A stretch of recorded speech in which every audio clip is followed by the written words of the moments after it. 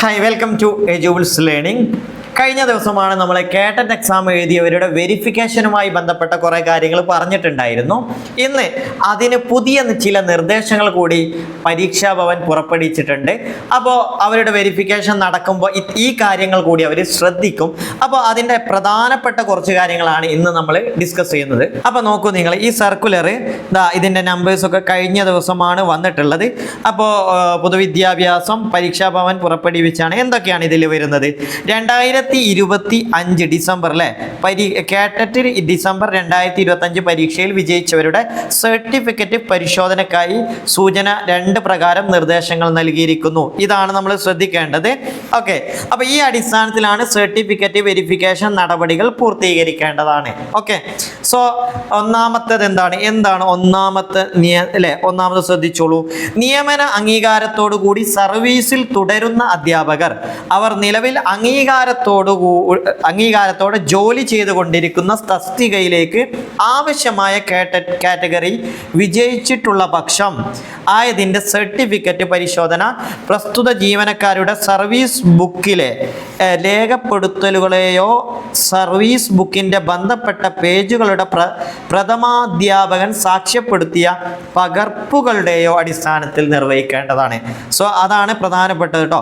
അവിടെ സർവീസ് ബുക്കിലെ രേഖപ്പെടുത്തലോ അല്ലെങ്കിൽ അത് പ്രഥമാധ്യാപകൻ സാക്ഷ്യപ്പെടുത്തിയ പകർപ്പുകളുടെയോ അടിസ്ഥാനത്തിൽ നിർവഹിക്കേണ്ടതാണ്. അപ്പോൾ അത് സർവീസിലുള്ള ടീച്ചേഴ്സുമായി ബന്ധപ്പെട്ട ഒരു നിർദ്ദേശമായിരുന്നു. രണ്ടാമത്തെ കാര്യം ശ്രദ്ധിച്ചോളൂ.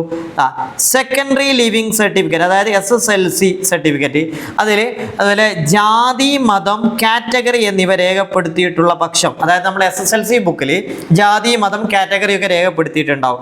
അത് അങ്ങനെ രേഖപ്പെടുത്തിയിട്ടുണ്ടെങ്കിൽ ആയതിൻ്റെ അടിസ്ഥാനത്തിൽ പ്രസ്തുത വിവരങ്ങൾ പരിശോധന നിർവഹിക്കേണ്ടതാണ്. ആ അടിസ്ഥാനത്തിലാണ് നിർവഹിക്കുക. ജാതി സർട്ടിഫിക്കറ്റ്, നോൺ ക്രിമിലെയർ സർട്ടിഫിക്കറ്റ് എന്നിവ ഹാജരാക്കണമെന്ന് നിർദ്ദേശിക്കേണ്ടതില്ല. അപ്പോൾ നമ്മൾ SSLCയിൽ അത് ഉണ്ടെങ്കിൽ നിങ്ങൾ എന്ത് ചെയ്യേണ്ട? ജാതി സർട്ടിഫിക്കറ്റോ അല്ലെങ്കിൽ NCL സർട്ടിഫിക്കറ്റോ ഹാജരാക്കേണ്ടതില്ല, അത് നിർദ്ദേശിക്കേണ്ട.